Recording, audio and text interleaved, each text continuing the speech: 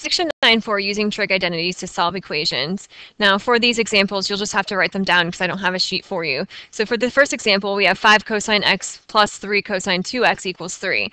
Now remember that we learned some trig identities, but before I do any of those trig identities, I'm going to take the 3 to the other side because I always like to set my equation equal to 0 first. So I would first change that cosine double angle. Oops. By using my cosine double angle formula. So remember, cosine squared x minus sine squared x. We also have the other forms. So another form would be 2 cosine squared x minus 1, or 1 minus 2 sine squared x. Now for these, the one that makes the most sense to use would probably be the one with all cosine, because then I could have all just cosines in my equation. I don't like usually to have more than one trig function in there. So we have 5 cosine x plus 3, and then I would change this to 2 cosine squared x minus 1 minus 3 equals 0. And then I'm going to distribute the 3 to each of the terms and simplify. So 5 cosine x plus 6 cosine squared x minus 3 equals 0. So then here I'm going to combine like terms and put this in order. So 6 cosine squared x plus 5 cosine x minus 6 equals 0. Then I'm going to use substitution here because it looks like I can either factor or use a quadratic formula. Let u equal the cosine of x. If I do that, I get 6u squared plus 5u minus 6 equals 0. And I would notice that I can factor this. So if you can't factor it, remember you can always use your quadratic formula. So let's just go ahead and do that. So for my quadratic formula, it would be u equals, because that's our variable that we're using, negative 5 plus or minus the square root of 5 squared, which is 25, minus 4 times a times c, all over 2 times a, so 12. So this ends up being u is equal to negative 5 plus or minus. This right here is really the square root of 169, which ends up being 13 over 12. And then when we find our two solutions, u is equal to, in this case, negative 3 halves, or 2/3 it looks like. Now, I could have also have factored this equation, so just to show you, if I factor this, I would end up with 2u plus 3 times 3u minus 2. So then I would do 2u plus 3 equals 0, and 3u minus 2 equals 0. So here u is equal to negative 3 halves. Here u is equal to 2/3. Notice we got the same solutions, just two different ways of finding them. So I usually like to factor if I can, because I find that to be faster than using quadratic formula. However, if you like to use a quadratic formula, that's fine too. So now for this, when I solve, if I use substitution to take out the cosine x and substitute it with u, that means I need to go back here and now substitute my cosine x back into my equation. So I'm solving these problems. And in order to solve for the cosine of x, we can use our inverses. So x here would be equal to the cosine inverse of negative 3 halves. Well, if you look at this, remember before, do we have any angles on our unit circle that are going to be equal to negative 1.5? No, because remember that our range for a unit circle is from negative 1 to 1. So I cannot solve this equation. So this right here means that I have no solutions for this part, because we can't take the cosine inverse of negative 1.5. It's below negative 1. Over here, though, I have solutions. X is equal to the cosine inverse of 2/3 we can do, and it's not on my unit circle, so I can just go ahead and use my calculator. And remember that when we're doing cosine, if it's in between negative 1 and 1, we have two solutions, so I could do plus or minus my answer. So in this case, x is equal to plus or minus 0.8411 plus 2 pi n. And then, of course, I could check my answers by plugging this into my calculator. I would look at a window from 0 to 2 pi, because that's the period of the function. And because remember that the period of cosine x is 2 pi, And this period right here would be 2 pi divided by your b value, which is 2, so pi. But remember, we said we look at the larger one, which in this case is 2 pi. So that would give me my solutions there. So let's do another example. So for this next example, we have sine x times cosine x equals 1. Now, for this equation that I have right here, I could try to do some substitution with identities for 1. I know that sine squared x plus cosine squared x is equal to 1. However, if I do that, you'll notice if you try that, you won't really get anywhere in your equation. So there are a couple of different things that we can do, and I'm going to show you that another way of solving this problem. So recall that this looks similar to my sine double angle formula, which is the sine of 2x is equal to 2 sine x cosine x. Now, for this problem, I would notice that these two equations that we have are similar to the one that we started with. So what's the difference? This is just sine x cosine x, where this is 2 sine x cosine x. So we can actually divide this by 2. And since we're solving equations, we don't have to worry about just working with one side, so that's why we're allowed to do this. So if I do that, this goes away, and I'm left with 1/2 times the sine of 2x equals sine x cosine x. So I'm actually going to use that and take this part and substitute it in for the sine x cosine x that we have up here. So 1/2 sine 2x equals 1. And again, the reason I did that is because I don't have an identity for sine x or cosine x, and I can't really solve the problem because I can't say that sine x equals 1 and cosine x equals 1, because remember that you can only do that if it was equal to 0, but it's not equal to 0 with that 1 on the other side. So now that we have this problem here, this makes it a lot easier to simplify and solve. So if I wanted to solve this, I would multiply this side by 2 and this side by 2. So when I do that, I get the sine of my double angle equals 2. And then if I wanted to solve this, I could use my substitution. So let 2x equal u. So I get the sine of, in this case, u is equal to 2. Well, where in my unit circle do I have sine values? What angle would give me a value of 2? Nowhere, because remember that our range is from -1 to 1. So I know that I cannot solve this equation. So even if I try to do u equals the sine inverse of 2, there would be no solutions. And you could also use your graphing calculator to help you see that as well. So then for the next example, if I look here, I have 8 sine x cosine x. So for this problem, I can look at what we just did in the last problem, and I know the sine double angle formula is 2 sine x cosine x. So if I right here take out 4, and this would be 4 times 2 gives me 8 sine x cosine x equals 5. Well, I can now use my double angle formula. So 4 times the sine double angle equals 5. And then I want to solve, so this would be the sine of 2x equals 5 over 4. And then I can use my substitution. Let u equal to x. So the sine of u equals 5 over 4.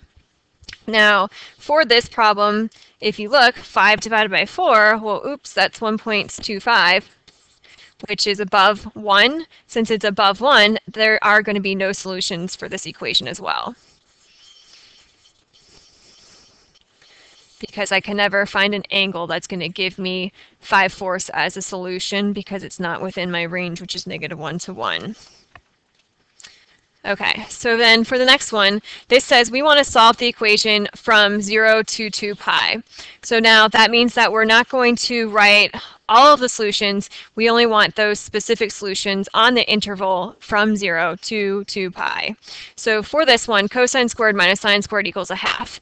Well, I recognize cosine squared minus sine squared, and we talked about that before. We know that this is the cosine double angle identity. So I can replace this with the cosine of 2x.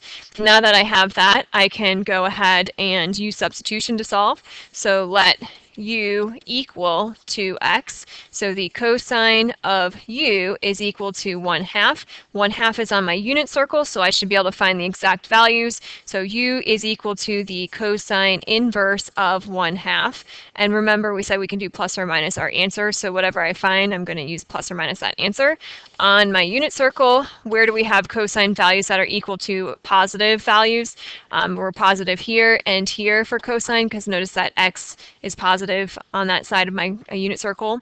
So 1/2 we know would be here and here.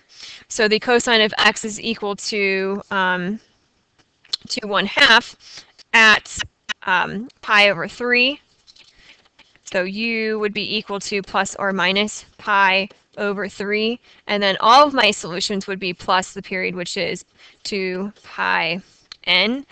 So remember, this is pi over 3. And if we go in the negative direction, this would be negative pi over 3.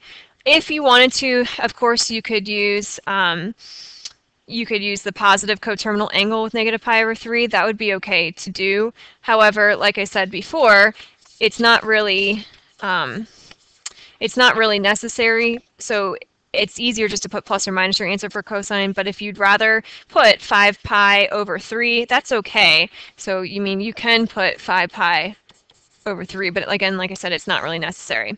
So we're not done though, because remember we let u equal 2x. So I have to take that u back out and write 2x. So that means that in order to solve this, I need to get rid of the 2 by dividing both sides by 2 or multiplying every term by half, same thing. So I get x is equal to plus or minus pi over 3 times a half would be pi over 6 plus 2 times 1/2 is 1, so pi n. So it makes sense, because if I have a cosine of 2x, well then my period would be pi, so pi, plus or minus pi over 6 plus pi n would be all the solutions. However, the problem is we only want the solutions from 0 to 2 pi. So if I want the answers from 0 to 2 pi, I know that one of my solution is going to be x equals pi over 6.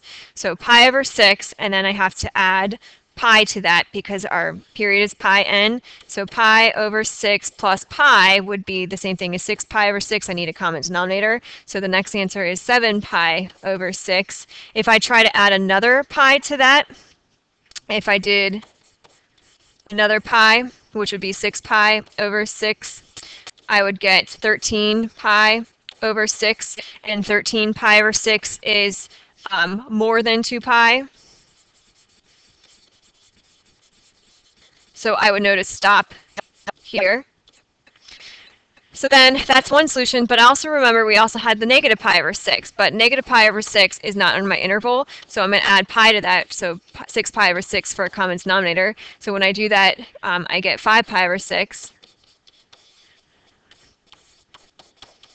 Would be another solution, and if I add another pi to that, so 6 pi over 6, I get 11 pi over 6, which is less than 2 pi. So these would be all of my solutions. If I try to add another pi to 11 pi over 6, you would see that it's over 2 pi, so that would tell me to stop. So from 0 to 2 pi, these are only the answers that I want if I'm on this specific interval. And you could also graph this in your calculator and always graph your original function, and you could see that those would be your 4 solutions. And also, if it asks for all of the solutions, then all of the solutions would be this answer right here, but it didn't ask me for all, it just said from 0 to 2 pi. So be very careful to read these problems to make sure you're answering the correct question. All right, for the next one, same thing, solving from 0 to 2 pi. We have the sine double angle cosine x plus cosine double angle sine x equals 1. So for this, if I want to solve a couple of different things that I can do, I can go ahead and use my sine double angle and cosine double angle in order to help me simplify this, which would be fine, but it's going to take you a lot longer to get to your answer. I would instead look at the bigger picture and notice that you have sine, cosine, plus cosine sine. So remember, if this was our x, then this is also x, and if this could be our y. So you should recognize this as your sine addition identity. So just to recall, if I have the sine of x plus y, this is equal to the sine of x cosine y plus cosine x sine y. Now, instead of using x and y, we're saying x is really equal to 2x,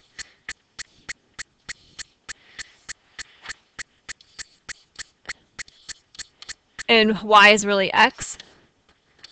So we are saying this is 2x plus x, which is actually 3x. So if I use that instead of doing all my double angle formulas, that's actually going to get me somewhere that I can use in my problem. So, because remember, you're trying to get it into one term if you can to solve. It makes it a little bit easier, just like when we were doing the identities. So for this one, I have the sine of really 2x plus x equals 1. So 2x plus x is 3x. So the sine of 3x equals 1. Now I can use substitution. So let u equal 3x. So we're going to do the sine of u is equal to 1. Now remember, when it's equal to 1, we only have one solution in our unit circle that we hit. So the value for sine being equal to 1, if you think about your graph or your unit circle, would be up here at pi over 2. So u is equal to pi over 2 plus the period of the function, 2 pi n. However, remember that we took the 3x out and put it u there. So now I'm going to put 3x here. So that means I need to multiply both sides of my equation by a third, or divide it by 3. So when I do this, I get x is equal to pi over 2 times 1/3 is pi over 6, plus 2 times 1/3 is 2/3, so 2 pi over 3n is how I can write that. So these would be all the solutions. However, we only want the solutions from 0 to 2 pi. So from 0 to 2 pi, then my solutions would be start with the first one. So my first answer is pi over 6. Now notice that my period of my graph is 2 pi over 3n. So that's what I'm going to be adding each time. So I have pi over 6 plus 2 pi over 3. Well, oops, I need a common denominator. So instead of 2 pi over 3, I'm going to multiply this by 3 or 2 over 2 to get 6. So that would be 4 pi over 6. That's what I'm going to use to add each time. Because 4 pi over 6 is really 2 pi over 3. So when I do that, I get 5 pi over 6 for my next solution. So I'm going to keep on going. I'm going to add another 4 pi over 6 to see if I have more. So 5 pi over 6 plus 4 pi over 6 gives me 9 pi over 6.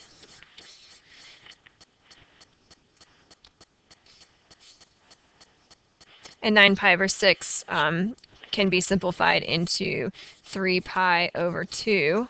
So that's still from the interval from 0 to 2 pi, so we're good. So if I add another 4 pi over 6, I get 13 pi over 6, and this is over 2 pi, so we're not going to use this one. So that tells me to stop. So these would be my 3 solutions. Even if I were to graph this in my calculator to look at the values, so let's do that. So if I graph this in my calculator, put it into my y equals, and I put the original equation just in case I did the identities wrong.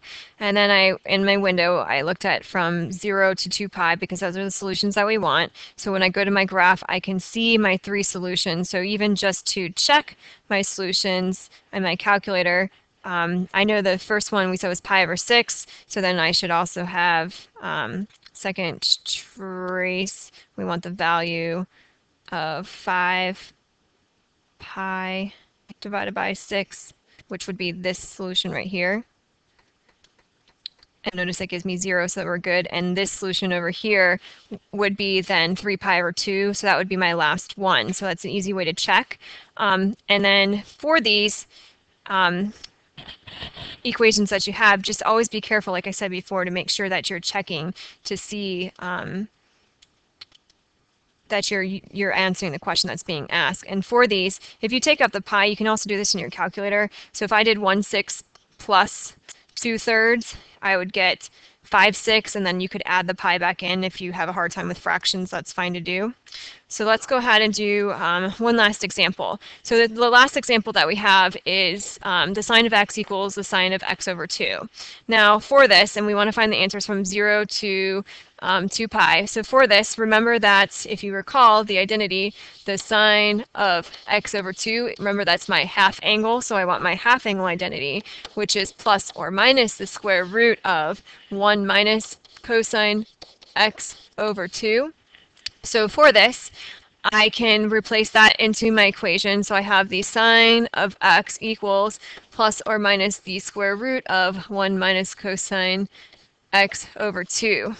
Now this problem is a difficult problem because of that square root and the plus or minus. So when we're solving equations, just like when we solve algebraic equations, if I had, let's say, x is equal to the square root of 3, and I wanted to solve for x, well, remember we can square both sides and get rid of that radical. So I know, or sorry, I'm not solving for x, I'm just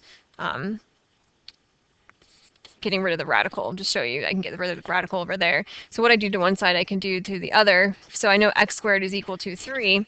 So it's kind of the same idea that I have over here. I can square both sides. As long as I do to one side, I can, if I do to the other, we're okay. So then I can rewrite that as the sine of x is equal to, get that something squared with the square root goes away, and it also takes care of my plus or minus because something squared becomes positive. So 1 minus the cosine of x over 2. The only thing you have to do is be careful, because when you square both sides,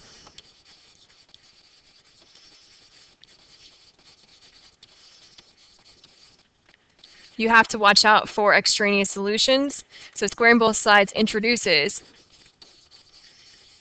extraneous, and remember extraneous just means false, solutions. So you must check your answers when you're doing that. So in this case, if I solve now for this problem, this would, and I should have wrote the square there, sorry. I have sine squared x equals 1 minus cosine x. So then the next thing I do is I multiply both sides by 2. So 2 sine squared x equals 1 minus cosine x. And then I would take everything onto the other side. So 2 sine squared x plus cosine x minus 1 equals 0, because I took the cosine and the 1 to the other side. I want all cosines in my equation, so I'm going to replace the sine squared with my Pythagorean identity. So this would be 1 minus cosine squared x. So then for this, I get 2 minus 2 cosine squared x plus cosine x minus 1 equals 0. And then if I keep going, I get negative 2 cosine squared x plus cosine x, and then this would be plus 1 equals 0.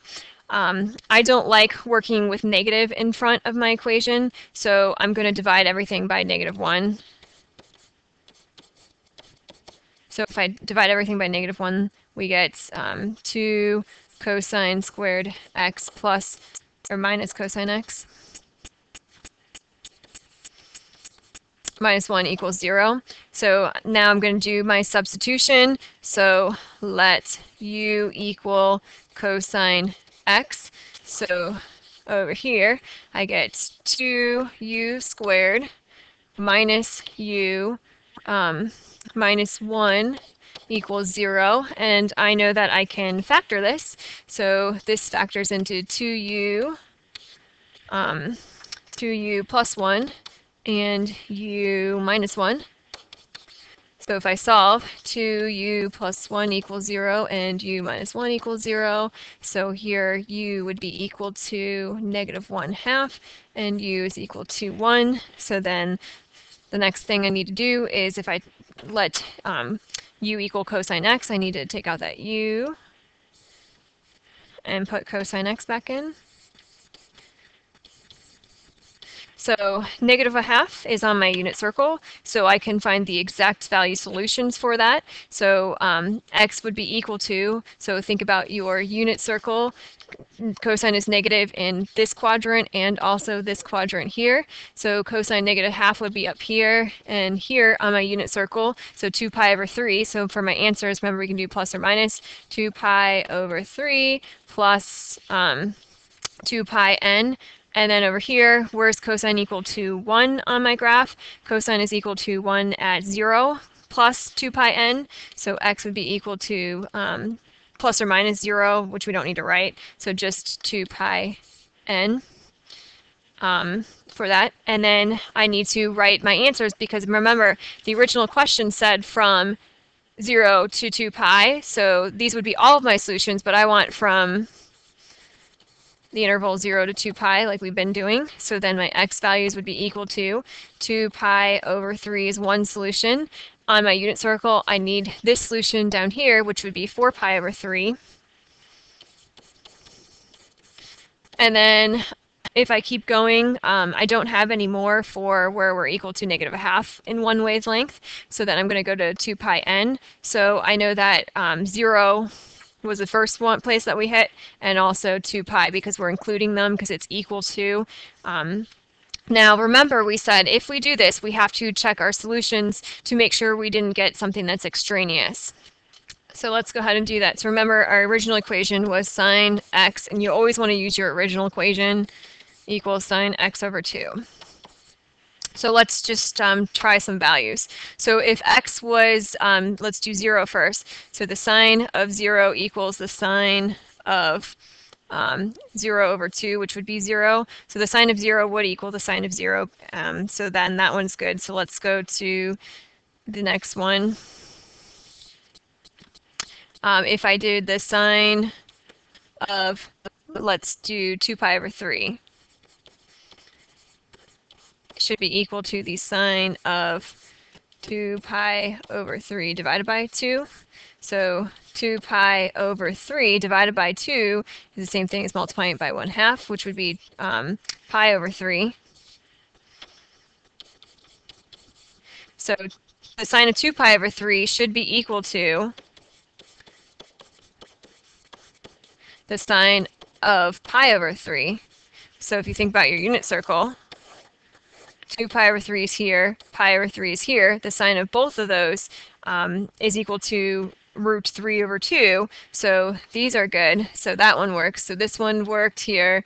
This one worked. So now let's do 4 pi over 3. So the sine of 4 pi over 3 should be equal to the sine of, and this would be 4 pi over 3 divided by 2 or times 1/2, which would be 2 pi over 3. So 4 pi over 3 is down here, and notice that would be negative root 3 over 2, and 2 pi over 3 is equal to root 3 over 2. Notice these two are not the same, so 4 pi over 3 is an extraneous solution and it does not work. So then if I did 2 pi into my equation and did the sine of 2 pi, the sine of 2 pi is equal to 0, and then if I plug 2 pi in here for x, 2 pi divided by 2 would be the sine of pi, and the sine of pi is also equal to 0, so that one works as well. So these three would be my only solutions, and of course take out the 4 pi over 3. So another way we could have done that is if you go to your calculator, we can do the sine of x and then subtract it from the sine of x over 2. So set your equation equal to 0. And then I would want to look at my window from 0 to 2 pi, which we have. Oops. have too many parentheses there. Okay. So there's my first solution, which was 0. This one right here, which is 2 pi over 3. And then we also have 2 pi right there. So notice that there are only 3 solutions here, so that's why we only had 3 solutions for our answer. The 4 pi over 3 was extraneous, because remember, whenever you square both sides, you introduce extraneous solutions. So bring this with you to class, and we're going to do more practice example problems.